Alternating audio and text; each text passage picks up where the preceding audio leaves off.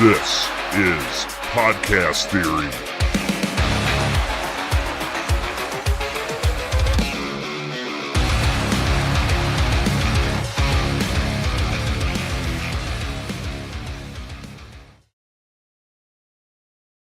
Hello again, fellow podcaster, and welcome back to Podcast Theory. I am your host, Jason Sircone, and today we are kicking off a 6-part series that is going to wind down Podcast Theory in style. I want to talk about launch strategy, and really what I want to do over these next 6 episodes is take a deeper dive into 6 elements that you absolutely need to consider before you launch your podcast. Now, if you've never listened to an episode of Podcast Theory before, let me bring you up to speed.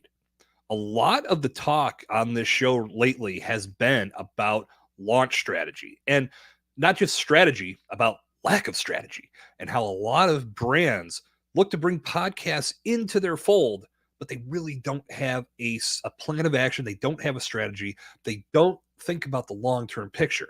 And the reason I know this is because the numbers tell you the story, and it's an ugly story. I've talked about this statistic multiple times. Right now, and this has fluctuated over the years, believe me, and unfortunately it's gotten worse. But the most recent statistic that I've seen in this arena is that 90% of new podcasts don't get beyond 3 episodes. And I've said that ad nauseum on the show. But again, if you've never listened before, it's important to have that knowledge in mind. 90% of new podcasts don't get beyond 3 episodes. Why is that? I've said this 1,000 times across 1,000 different platforms. I have to believe any podcast that's only gotten to that point, the creators behind it, well before that 3rd episode came along and they said, "Oh, this isn't working. We're going to throw in the towel." They were overflowing with excitement and ideas and passion for bringing this podcast to life. But once they got in the trenches and they realized that there was a lot of work to get this show in motion for not a ton of return on the front end, they threw in the towel because it just wasn't delivering results as fast as they thought. And this is what a solid strategy will bring to the table to help you grow this over time and understand that this is not a sprint. It's a marathon. Now, there's also something that I fully believe that this is one of the biggest pratfalls in podcasting, and I've deemed it the test balloon theory. I don't know how true this is. At least in some cases, I have to believe there's a huge element of truth to it, but the mindset has to be for some people or some brands as they create their podcast, well, let's just do 1 episode and we'll throw it out there and see what happens. Because if you go and look at a lot of podcasts, you can do random searches for podcasts in subject areas that you care about, and it's going to return a lot of shows that you could potentially click play on and consume what's there. But when you look at those catalogs, what you're going to find in a lot of cases is 1 episode, 2 episodes, 3 episodes. As I said, that's the average. And when you see that, it's got to make you wonder what the hell was the thought process here. And it goes back to what I said. We're throwing out a test balloon. Let's put this out there and see if everybody that we've ever made contact with comes and listens to the show. That is not how this works. And I don't know where there's ever been a success story like that when it comes to digital media that would make a person or a brand believe that that's what happens with podcasting. It blows my mind. If you want to get thousands and thousands of downloads on your podcast, great. That's something to shoot for. But you can't expect it on day one. Nor can you expect it if you just put out 1 episode. You need to take time to develop trust.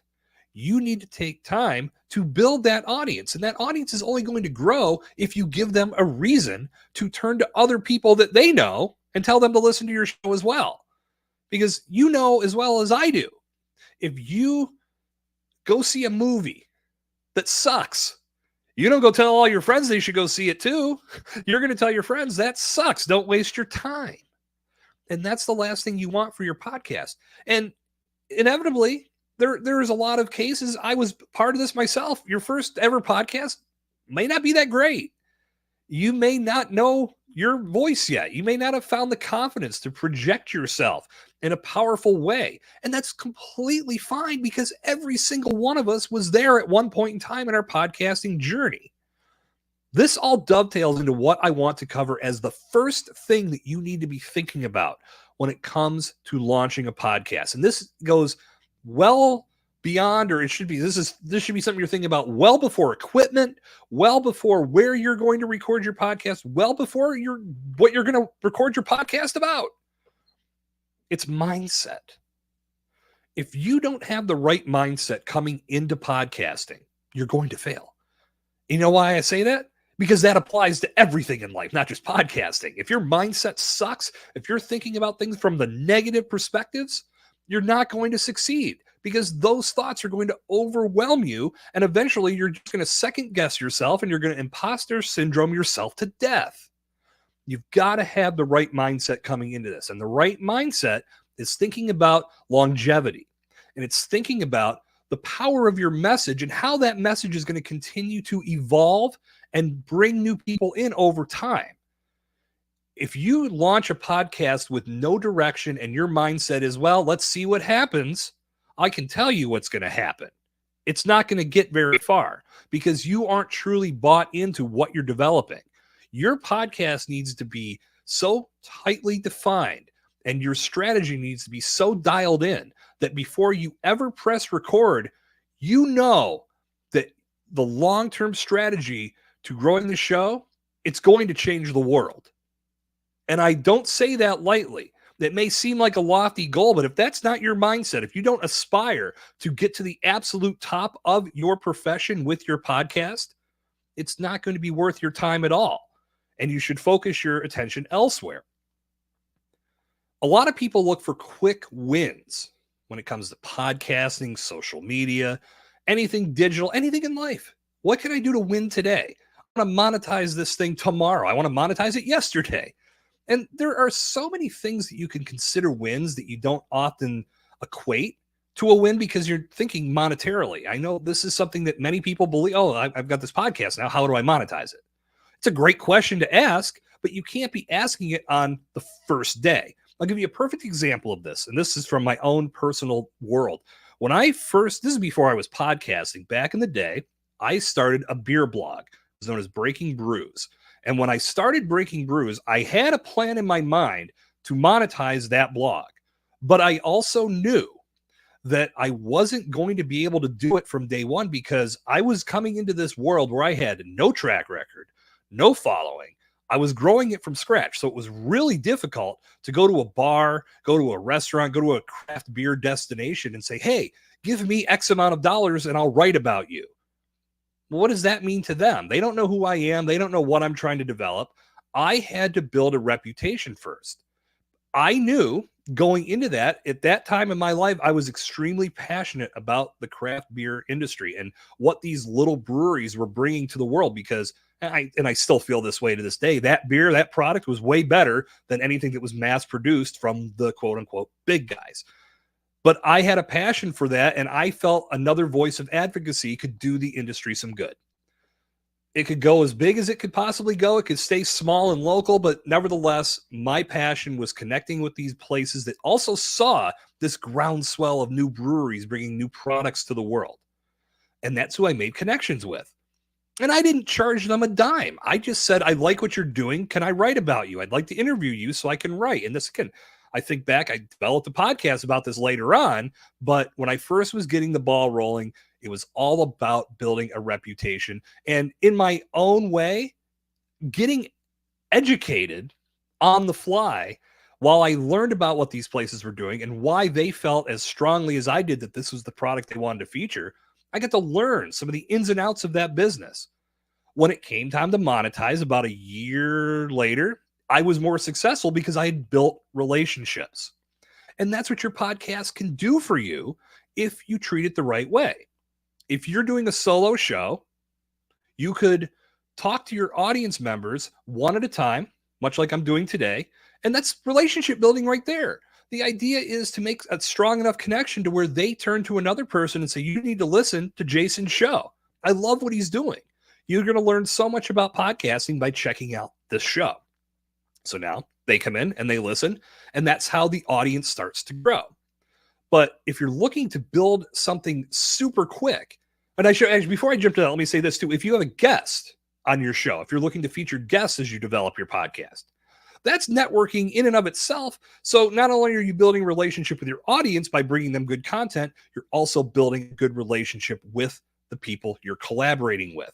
That can lead to a number of different things, because that one-on-one interaction could lead to a number of opportunities on the business side of things. Perhaps they want to bring you on their show and now you're a guest there. There's a number of different ways to make that happen.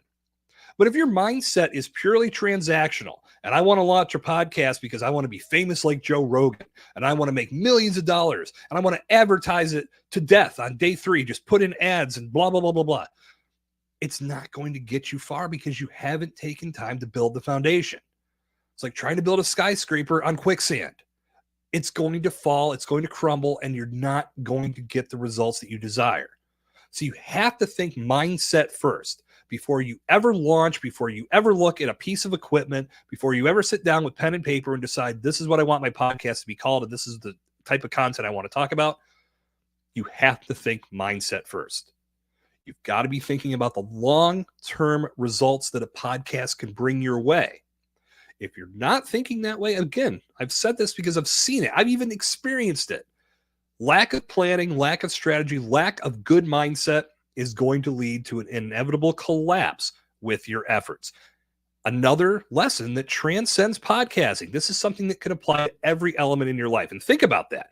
Anything that you've excelled at, what was your mindset? More than likely, there was a lot of positivity flowing from you because you knew if you went at this the right way, you were going to get positive gains. Now take a moment to think of something that you failed at. How did that go? More than likely, the mindset was, I'm not good at this. I'm never going to be able to get my message across. No one's going to believe me. I'm a fraud. What am I doing here? What the hell is happening? That negative mindset will play horrible tricks with you. And when it comes to podcasting, you can negate so much of that negativity by taking some time to understand the positive gains that can come from podcasting that don't necessarily involve money, the relationships, the skills, the message amplification that a podcast brings to you and your brand. That is so powerful. And as you continue to build on that, so much more is going to come from it because you're going to open up opportunities for yourself. And as that content starts to captivate more people, that's when you're going to start to see some true results. But that does not happen with one episode. Think about anything you've ever watched in your life or listened to in your life. If it was one episode, how serious did you take that? It's like a bombed pilot. If the episode had one episode that didn't get beyond its pilot, you're like, oh, man, that probably would have been a disaster had it made it that far. But ultimately, this pilot must have been garbage, or else it would have become a series. It's the same way when a consumer stumbles upon a podcast and sees it only has one episode.